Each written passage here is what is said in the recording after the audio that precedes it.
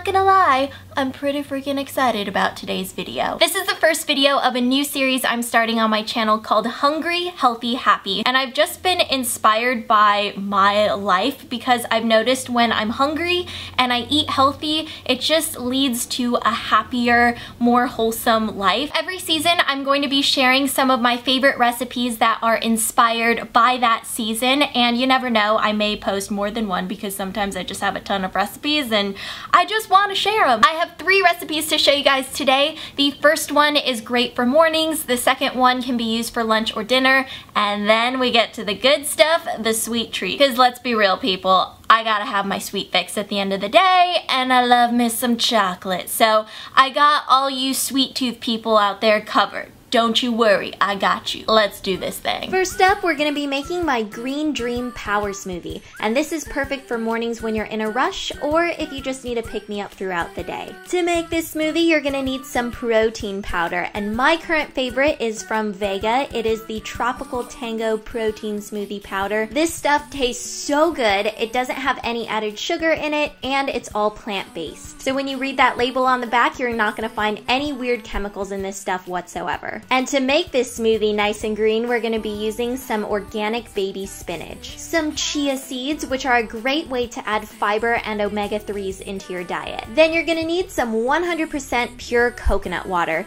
And I know this says coconut juice, but juice, water, it's really all the same thing when we're talking about the cocoa nut. And for fruit, you're going to need about a cup to a cup and a half of frozen fruit. So I have a mixture of pineapple, mango, and strawberries here. And last but not least, we have Mr. Banana. I start off by making this smoothie by taking about a handful or so of the spinach and just putting that into the container for my NutriBullet.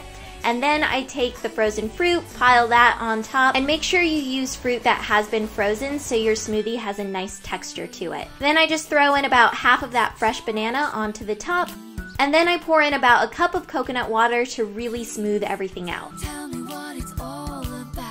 Next, I use a little less than a full scoop of that Vega protein smoothie powder. I pour that in, and then I take a spoonful of the chia seeds, dump that in, and we're good to go. Now it's time to just seal everything up so it doesn't go flying everywhere, and then it all gets mixed together. And you're gonna notice that as the smoothie blends, it slowly changes color from like pink to a lighter yellow color to green, and then it gets really green, which is so cool to watch.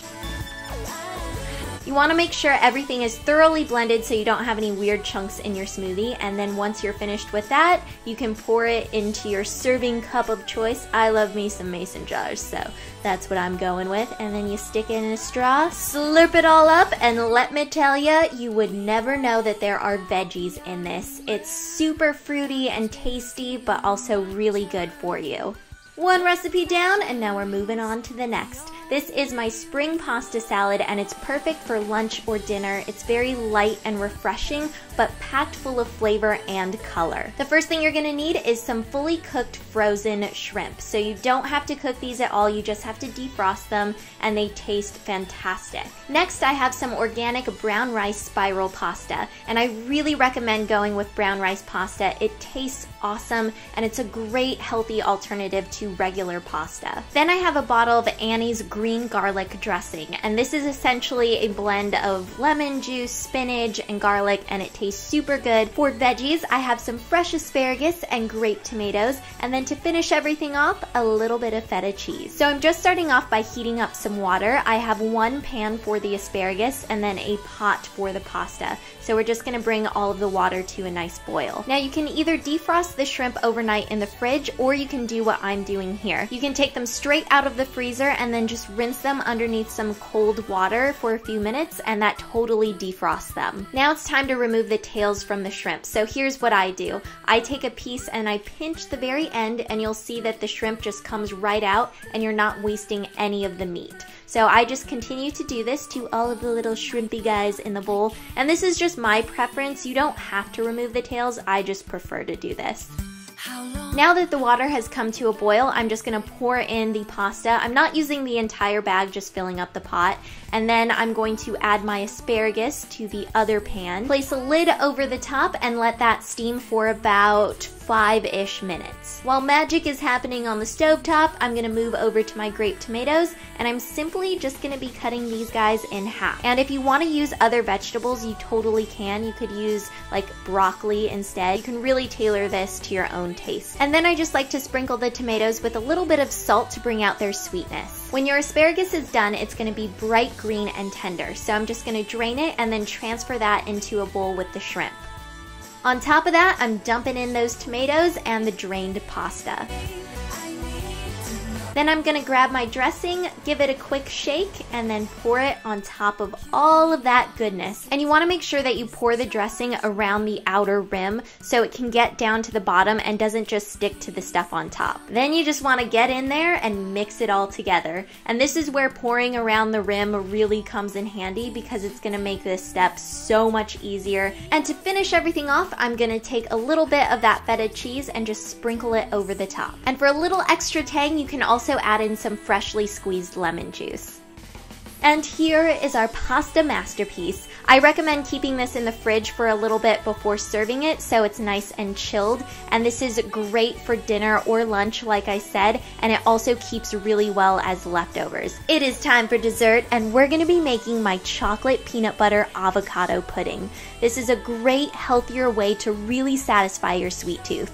Obviously, we're gonna need some avocados, so I have 2 of them here, and I know it sounds weird, avocados and pudding, but just trust me guys, trust. Oh, and look who we have here. The chia seeds are back to play again. I also have some coconut oil, some cocoa powder, and you wanna make sure you have 100% pure cocoa powder and not any kind of mixture with weird chemicals, preservatives, or sugar. Then I have some raw organic honey, and again, you wanna check that ingredients list and make sure that this is pure honey and there hasn't been anything added to it. And last, some vanilla extract. I'm going to take 1/3 of a cup of the cocoa powder and put it into my NutriBullet container. And then I'm going to add 1/3 of a cup of honey over the top.